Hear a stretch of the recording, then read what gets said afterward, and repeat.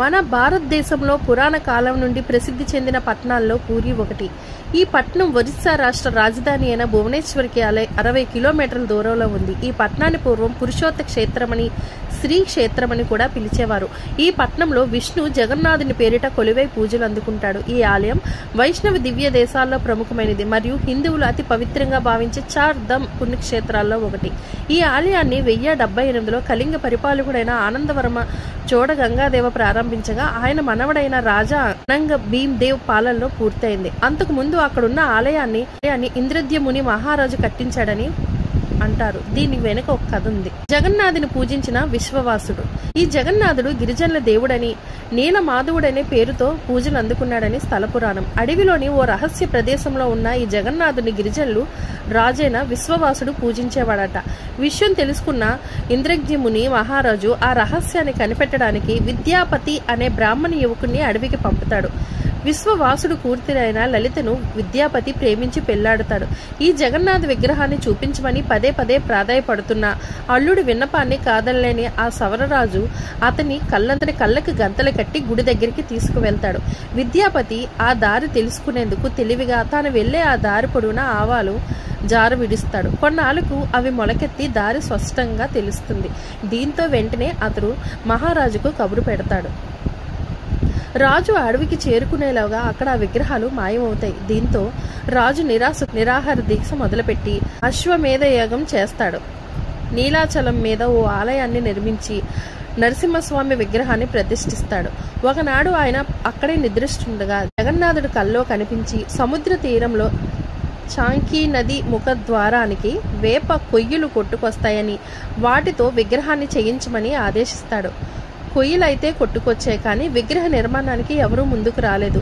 ఏం చెయ్యాలా అని రాజు ఆలోచిస్తున్న సమయంలో దైవ శిల్ప విశ్వకర్మ వికలాంగుడి రూపంలో వస్తాడు. తనొక్కడనే రహస్యంగా ఒక గదిలో విగ్రహాలను రూపకల్పన చేస్తానని, ఆ సమయంలో పచ్చి మంచినీళ్ళు కూడా ముట్టుకోనని, ఆ 21 రోజులు అటువైపు ఎవరూ రాకూడదని, తన పనికి ఆటంకం కలగకూడదని షరతు విధిస్తాడు. రాజు అంగీకరిస్తాడు. రోజులు గడుస్తున్నా గదిలో నుంచి ఎలాంటి శబ్దమూ రాలేదు. దీంతో రాణి కుండీచాదేవి తొందర పెట్టడంతో గడువు పూర్తి కాకుండానే రాజులు తలుపు తెరుస్తాడు. శిల్ప కనిపించడు. చేతులు కాళ్ళు లేని సగం చెక్కిన విగ్రహాలు మాత్రం దర్శనమిస్తాయి. పశ్చాత్తాపంతో రాజు బ్రహ్మదేవుని ప్రార్థిస్తాడు. చతుర్ముఖుడు ప్రత్యక్షమై ఇక మీదట అదే రూపంలో విగ్రహాలు పూజకు అందుకుంటాయని ఆనతిస్తాడు. తనే స్వయంగా వాటికి ప్రాణప్రతిష్ఠ చేస్తాడు. అందుకే పూరి ఆలయంలో విగ్రహాలకు అభయహస్తం, వరదహస్తం కనిపించవు.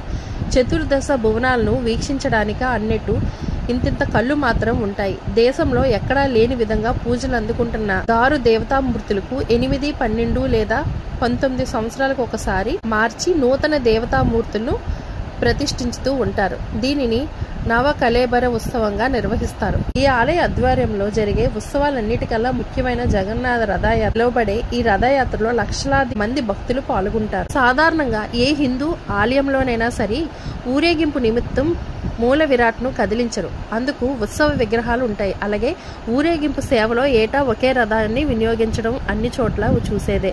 ఈ సాంప్రదాయాలన్నిటికీ మినహాయింపు ఒడిస్సాలోని ఈ పూరి జగన్నాథ స్వామి ఆలయం. బాలభద్ర, సుభద్రలతో సహా ఈ ఆలయంలో కొలువైన జగన్నాథుడు ఏడాదికి ఒకసారి గుళ్ళో నుంచి బయటికి తీసుకొచ్చి భక్తులకు కనువిందు చేస్తారు. ఊరేగించేందుకు ఏటా కొత్త రథాలను నిర్మిస్తారు. అందుకే ఈ జగన్నాథ రథయాత్రను అత్యంత అపురూపంగా భావిస్తారు భక్తులు. ఈ ఉత్సవం ప్రతి సంవత్సరం ఆషాఢ శుద్ధ విధియ రోజున ప్రారంభమై 3 కిలోమీటర్ల దూరంలో కుండీచా ఆలయం వరకు కొనసాగుతుంది. ఆ తర్వాత సుభద్ర, బాలభద్ర సమేత జగన్నాథుని ఉత్సవమూర్తులను బహుదా యాత్ర పేరిట తిరిగి పూరి ఆలయానికి చేరడంతో ముగుస్తుంది. ఇది 12 రోజుల పాటు జరిగే ఉత్సవం. ఈ యాత్రకి 2 నెలల ముందు నుంచే దీనికి సంబంధించిన ఏర్పాట్లు మొదలవుతాయి. వైశాఖ బహుళ విధియ నాడు రథ నిర్మాణానికి కావలసిన ఏర్పాట్లు చేయమని ఆదేశిస్తాడు పూరి రాజు.